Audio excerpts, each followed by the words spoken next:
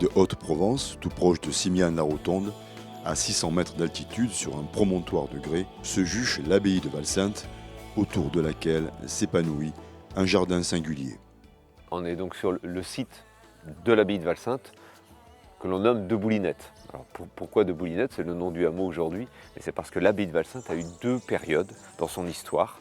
Une période du XIIe au XIVe, puisque XIIe c'est l'arrivée des moines venant de Sylvacane dans les Bouches-du-Rhône, qui arrivent ici pour investir un vaste domaine. Et ils vont bâtir une première abbaye, alors pas sur ce site où nous sommes aujourd'hui, mais à 2 km à vol d'oiseau, derrière moi, dans la vallée, au bord d'une petite rivière qui s'appelle le Calavon.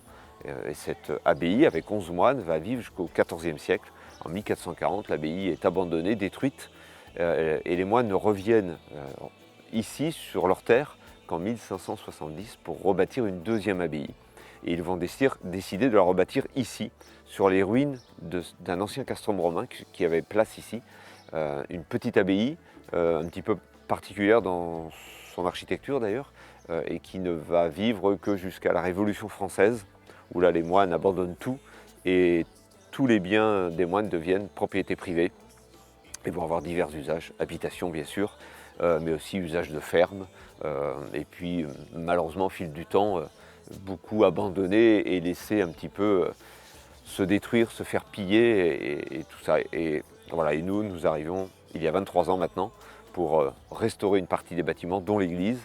Et moi je décide en 97, c'est mon métier jardinier, de créer un jardin, une pépinière aussi de production de plantes et de faire une collection de rosiers. Donc c'est le point de départ de ce jardin.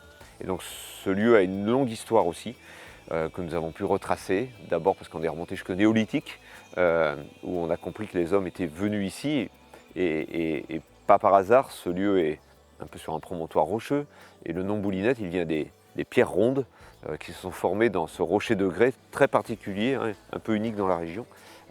Et ces pierres rondes eh bien, ont évoqué le symbole de l'œuf, de la fécondité, et le culte à la fertilité va suivre les hommes ici pendant très longtemps. Il y a donc eu aussi un castrum romain ici. Voilà, donc un lieu où on aime ici raconter aussi cette histoire très particulière. Et puis donc le jardin qui s'est constitué au fil du temps avec un grand travail, tout ça, il a fallu défricher. J'ai planté plus de 500 variétés de rosiers qui constituaient la collection. Donc un choix de rosiers qu'il a fallu adapter au sol et au climat difficile ici.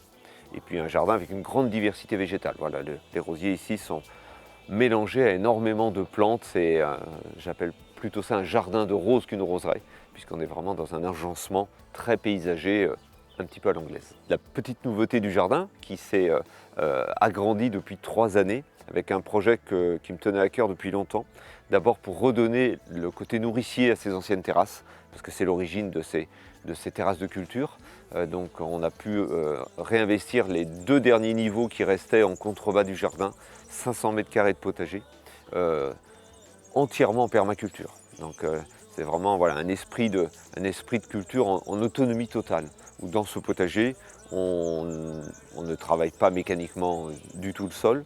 La terre est nourrie uniquement avec notre propre compost que l'on fait à base de tous les résidus du jardin.